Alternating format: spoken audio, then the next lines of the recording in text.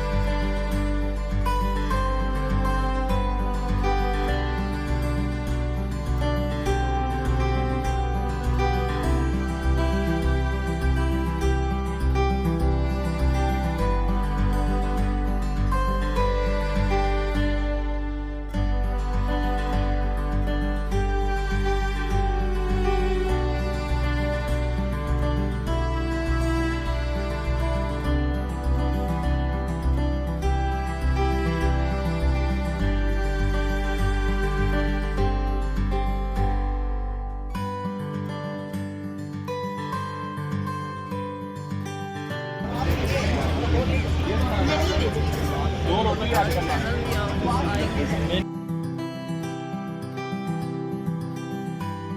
Red कर लेना मैं दूसरे कप ले थैंक यू। यार मेरे दो दिन बिल वो मैं दिखाती हूँ। नवी टेंशन पा लेनी शुक्रिया। नाम भी दिखाओ। बहुत शुरू पर अलग भी है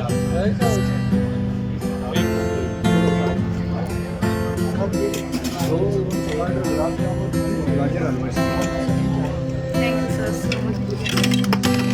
क्या इधर आना